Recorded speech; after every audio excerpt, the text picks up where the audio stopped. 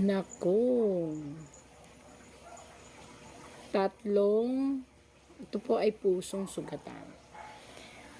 Hindi natin masisisi ang pamilya Duterte na nasaktan sa lahat ng ginawa ng sino man. Wala po akong sinasabi kung sino man yung kasi hindi ko rin naman nagbabasa lang ako ng tarot. Pero maniwala po kayo sa hindi, destiny or universe ang magsasabi na muling babangon ang Duterte na may kasamang prinsipyo at pagmamahal ng taong bayan. So magkakaroon po ng suportang pangkalahatan ang buong mamamayan para sa mga tao na nanakit sa pamilya ng Duterte. Ayan po. This is a curse. Ito ay isang sumpa. Ito ay sumpa na makararanas ang lahat ng mga tao na nanakit sa pamilya ng Duterte sa puso. Ibig sabihin sa puso, marahil ito yung pagkakulong ng tatay nila. Siyempre, nagdamdam. At ang pusong duguan ay mamahalin ng sambayanan at isang sumpa. Parang naging sumpa ito o naging curse. Kasi na ang lahat ng sumaling o nanakit sa damdamin, ito po'y totoo. Paniwalaan niyo po ako kasi nangingilabot nga ako ngayon. Buhay po ang tarot ko at sinasabi po niya ang totoo. Lahat po ng nanakit, naging dahilan kung ba't nakulong ang Tatay Digong ng bayan at kung ano man ang kalalabasan, sana po wag nyo nang ituloy. I-stop nyo na po yung impeachment. I-stop nyo na po ang kahit ano. Kasi po ito po isang sumpang babalik. At ang pagbabalik nito ay masakit. Bakit masakit? May mga nakatusok po. Ayun, may mga nakatusok na espada. Ang ibig sabihin po nito, ang kapalit ay ang dignidad. Ang kapalit ay ang pagkawala ng tiwala ng mga tao. At ang kapalit ay ang pagkatalo. So, kung ayaw nyo maranasan yung sumpang iyon, ay, ito po yun, hindi ako nagsisinungaling po, ayan, kahit po kayo, kahit hindi marunong magbasa, malalaman niya, ay ihinto na ang dapat ihinto. Na pagbatikos, pagdidiin, kasi lumalabas po kasi dito, mayroong ang pamilya Duterte o ang pamilya ni Tatay Digong ay may something, may spiritual na nag-guide sa kanila mula sa universe. Ayan po. Siguro maybe ito ay plantasyon ng Magandang araw sa inyong lahat. Welcome to my YouTube channel Bisdak Reaction TV. Maraming salamat po sa walang sawang suporta sa aking YouTube channel, sa mga subscriber ko, at sa mga bagong subscriber. Maraming salamat po sa inyong lahat. Ngayon balikan natin ang hula ni Madam Wendra noon sa pamilya Duterte. Ito po ang part 2. Nakita sa barahan ni Madam na dapat daw maging ngat ang pamilya Duterte. Maraming mga traidor na kapaligid sa kanila at pat na babae na hanggang ngayon hindi tanggap ang pagwagi sa mga Duterte, kaya gagawin nila ang lahat para hindi makatakbo si VP Sara Duterte sa darating na eleksyon sa 2028. Ngayon hindi na natin patagalin pa at ito na ang video ni Madam Wendra, ang part 2.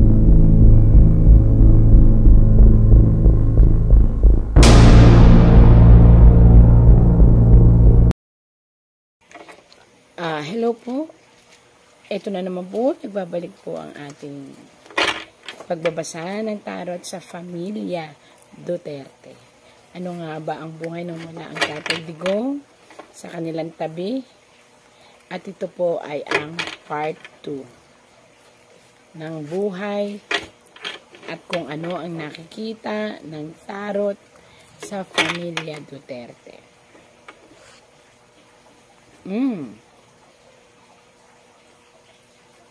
Ito po ay isang babala sa ating anak na lalaki ng ating presidente o dating presidente na si Tatay Digong. Ito po ay babala. Sana po ay naririnig ng ating anak na lalaki at ito po ngayon ay nanalo bilang isang congressman ba? Si Sir Paulo, ayan. Ito po ay dapat nyo pong mapakinggan. Isang trahedya na pangkalikasan ang darating. Hindi lang po ito para sa inyo, pati na rin po sa buong mundo. Muling mabubuksan ang COVID. So, kinakailangan ngayon pa lang po ay maghanda na po. Kasi, sa pamumuno nyo po, dito nyo maipakikita ngayon ang paghahanda. Lumabas po kasi dito ang isang, nagre-reflect lang po, pero ayan po, ayan po.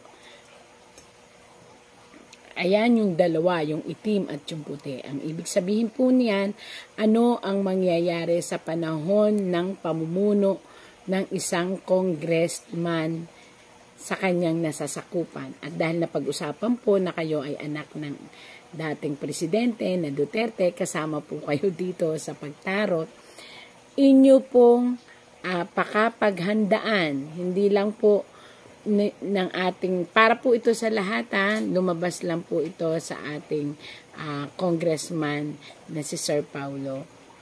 Paghandaan po ang muling pagbabalik ng COVID. So, lalaganap muli ang COVID. Kailangan po mag-isip na po kaagad kayo. Yun po yung daw dadanasin ninyo kapag kayo po ay nakaupo na. So, ibig sabihin, kung dadanasin ninyo, tsak dadanasin din ng iba. Pag-isipan agad ang mga proyekto para sa kalusugan. Pag-ingatin agad dahil isang bakterya muli ang mabubuhay na ito ay COVID, subalit mas matindi kaysa sa COVID. At magkakaroon din ng paglilinis, malilinis ang mismong Davao lalo, pati na rin po ang inyong kinauupuan, hindi lang po ang Davao, pati na rin siguro ang buong kongresista. At ang itim naman po, ito pa po ito po yung puti ay yung paglilinis. Tapos yung itim naman po, yun nga yung magkakaroon ng, sa time ninyo, biglang lalabas na naman at susulpot naman ang COVID. So, pag-isipan na agad po yan para makita nila na wow, okay talaga ang pamilya. Handa sa lahat ng mga ganitong sitwasyon. At mag-ingat po, mag-ingat dito sa isang hindi pa rin matanggal-tanggal na taong nagagalit. Hindi ko alam kung sino ba yan. Isang tao na babae po ito. Ayan. Na hanggang ngayon ay hindi pa rin matanggap ang pagkapanalo po ng Duterte. Hindi ko alam. Babae po yan. Ilan yan? Ilang babae yan? 4 na babae. Ito po ay katuwaan lang tarot. Wala akong minimension na name, hindi ko alam kung sino sila. Pero ang figure po nila ay sila ay mga naghain ng mga, at sila din ay isa sa mga dahilan kung bakit ang Tatay Digong ng bayan ay nakatkulong ngayon sa ICC. So, 4 na babae po yan. Yun po yung nakita. Bakit 4? Yung isa po kasi is nakaupo rin sila pero hindi sila nabibilang sa nagsasalita. Yung isa naman super spokes, salita ng salita. Yung isa naman is yun po ang mga kategorya po yung isa naman is malapit sa pinakahari. So, malapit sa presidente or what. Yun. Yung isa is para siyang abogasya. Hindi ko alam kung abogado, abogasya or ano. Yun po ang mga katangian. So, mag-ingat na lang po. Mag-ingat. Mag-ingat din sa bawat galaw para hindi masira ang reputasyon ng inyong tatay. Ayan. Ato.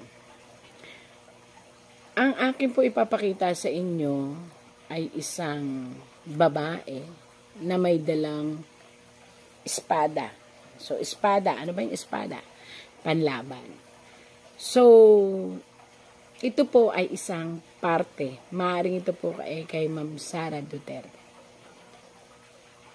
May isang tao na makikipag-usap kay Ma'am Sara Duterte para sa peace and order daw o peacemaking or pakikipag-ugnayan upang makipagkasundo. Pero sabi nga po dito, the damage has been done. So, desisyon nyo na po yan ng pamilya ninyo, pero para po sa akin, lumalabas po dito na ang sambayanan mismo po ang tututol. Kasi gusto nila ng abrupt na pagbabago. Kung maaalala nyo again po dun sa last episode ng tarot ko noon, na sana, nananawagan pa ako nun sa gobyerno, na sana mapag-isipan lahat ng mga sinasagawa nila na movement para atakihin ang mga Duterte kasi it will cost them into the losing point. Panuorin niyo po yung aking mga vlog before and ang mga YouTube ko. Nandun po lahat pati sa gobyerno natin na ngayon po ay nangyayari. So ngayon naman po, ulit-ulit, lumabas na naman po sa pamilya ng Duterte na kinakailangang hintuan na ang anumang negatibong ibabato sa pamilya Duterte. Alam niyo po ba kung bakit? Kasi po, again and again, taong bayan ang makakalaban. So, pag-isipang mabuti po.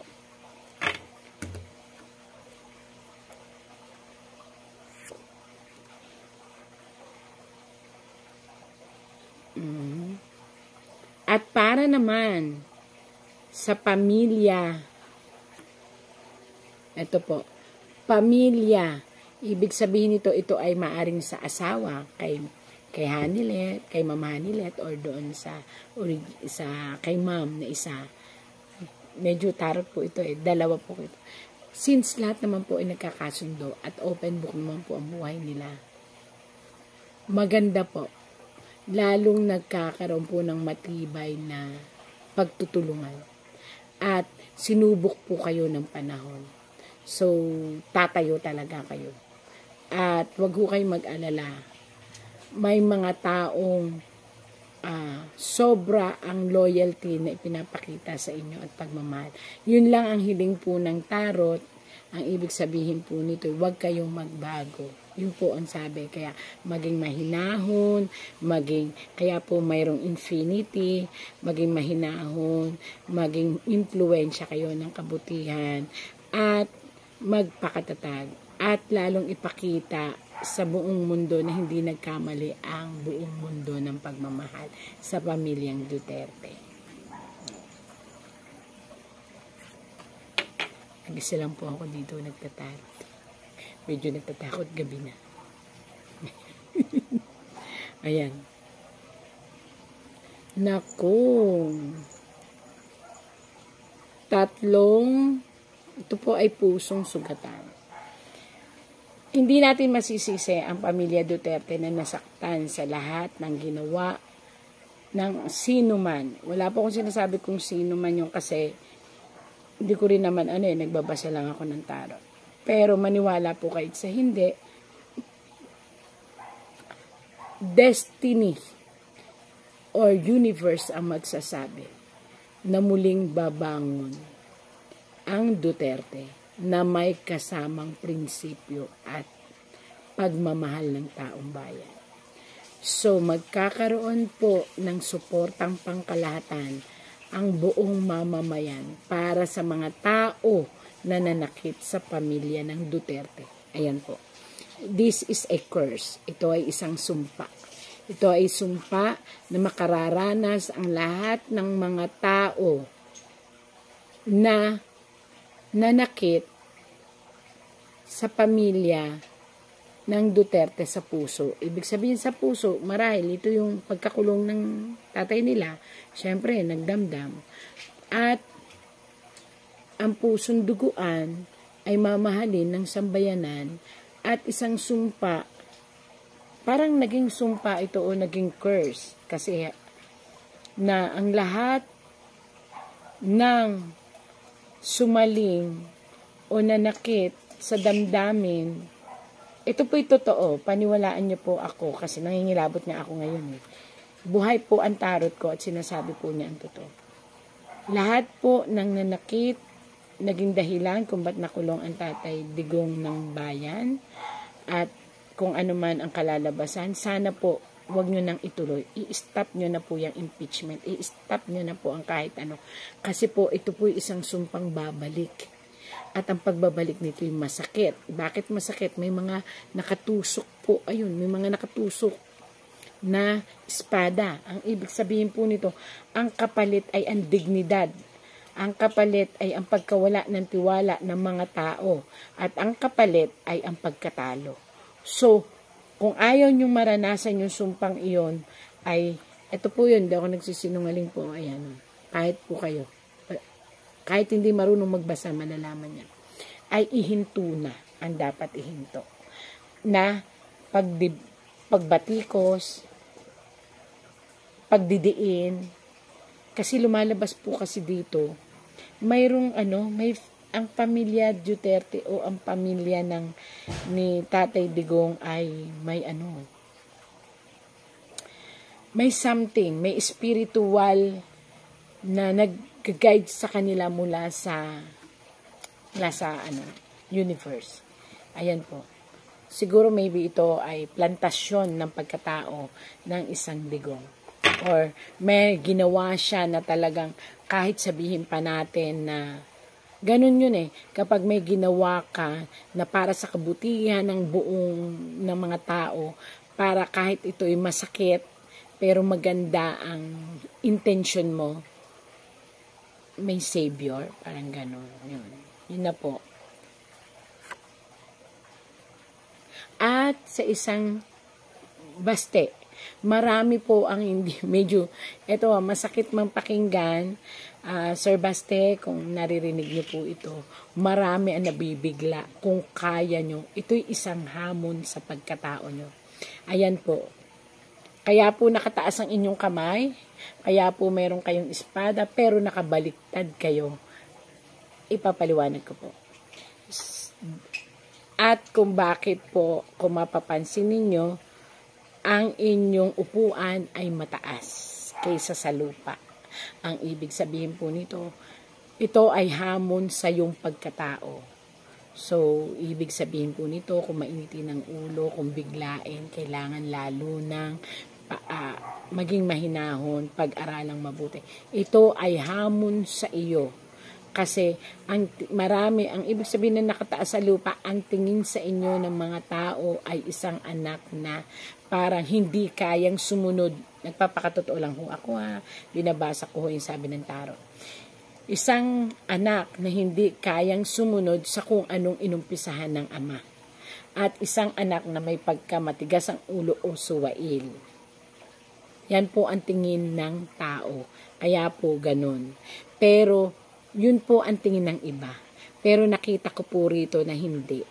Kayo po ay magpapatunay ng isang anak na kung ano ang puno, kaya ring maging matamis na bunga. Tandaan niyo po yan. Kaya sa mga tao pong nagluklok kay Sir Baste, mukhang tama po kayo. Magiging mabuti siyang leader. Ayan po. Iaangat niya ng higit pa sa nagawa ng ama. At hopefully po, mangyari yun para lalong kuminang ang inyong buhay sa mahal ng mga tao.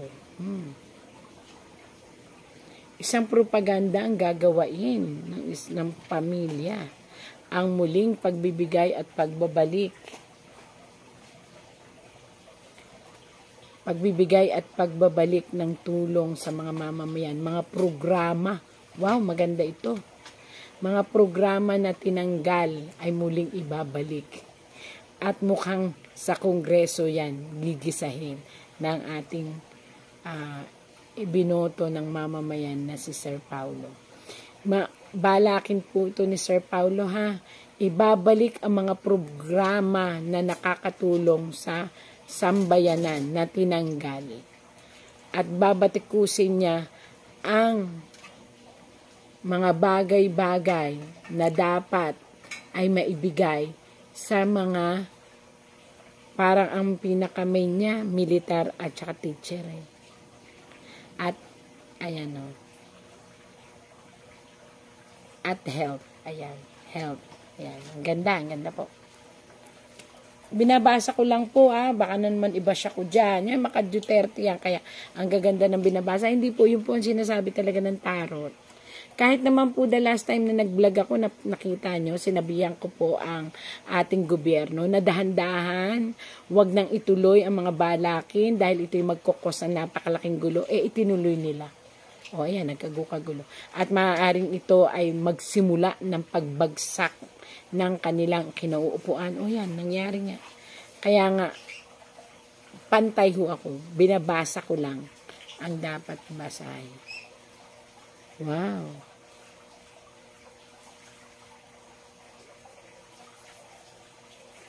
Winning point po. Darating po na makukuha ng buong Duterte ang hustisya. Nagawa rin ito ng sanlibutan. Ibig sabihin po, ang mga tao po ay lalong magmamahal sa inyo. Tapos, makukuha yung dapat makuha. Kaya, medyo ang gusto niya lang naman po is mabalik ang reputasyon at pangalan at hustisya at maibangon ulit ang inumpisahan ng inyong ama. Kaya magagawa po. Yan po. Yan po ang kinalabasan. Maraming salamat po. Tinatapos ko na po ang tarot sa family. Yung iba po kasi masyado ng personal, sa kanila na lang po yun. So, again po, it's just a entertainment use. Sana po walang magalit sa akin. Nagbabasa lang po ako. Wala po, ayan po, nakita nyo na po yung tarot. Wala po itong edit or something. Salamat po.